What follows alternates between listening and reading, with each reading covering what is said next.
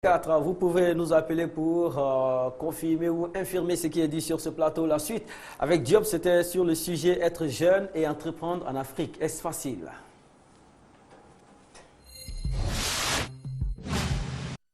Déjà, vouloir créer une entreprise, c'est une force de vouloir s'installer et tout, mais ça ne suffit pas. À part l'encadrement, il faut l'assistance de l'État. Ce n'est pas pour rien. Souvent, on demande l'État, parce que l'État a les moyens de pression. Par exemple, les banques. Vous parlez de fonds de garantie. Les banques, même si vous partez mettre 30 millions, 40 millions, y a aucune, pour eux, il n'y a aucune crédibilité pour les jeunes qui font des entreprises. Ils préfèrent garantir des multinationales. Je suis contre ce que le monsieur a dit en disant que les jeunes veulent l'argent facile.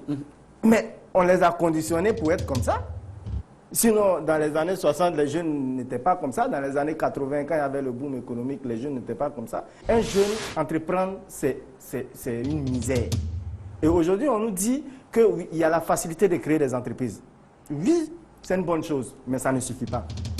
Ce qu'il faut, c'est comment faire tourner l'entreprise, c'est-à-dire l'encadrement, le financement. Parce que plusieurs fois, des jeunes Africains ont essayé de se mettre ensemble et plusieurs fois, les autorités des pays africains ont tout fait pour étouffer ces histoires-là parce que les idées ne venaient pas d'eux, parce que ça ne peut pas durer longtemps si vous êtes sans partenaire institutionnel en réalité. Il faudrait qu'on commence à s'appuyer sur les hommes d'affaires de la diaspora africaine. On a un véritable problème en Afrique. Souvent, il y a des gens qui ont des moyens et qui ne savent pas dans quoi investir. Ou bien ils investissent dans de la copie, c'est-à-dire parce qu'ils se rendent compte que tout le monde fait ça et que ça marche, lui aussi il vient investir dedans. Mais Diop, chroniqueur sur On garde le contact lundi et mardi. On est chargé positivement pour 2014. Hein? Oui.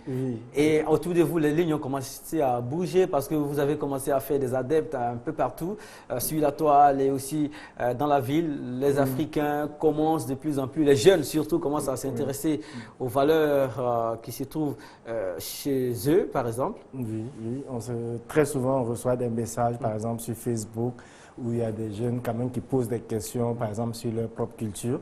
Et le plus intéressant, c'est quand on croise souvent des jeunes de 18 à 19 ans qui te rencontrent dans la rue, ils te disent merci, en même temps ils donnent leur avis sur certains sujets et ils disent voici ce qu'ils pensaient de ça et qu'est-ce que nous on en pense. En fait, ils ouvrent des débats. Par exemple, il y a des cafés où on va souvent, où on pèse quand même le poids de nos arguments. Et puis la portée aussi. Oui. Hein, la portée de vos interventions. Il y a des espaces qui sont ouverts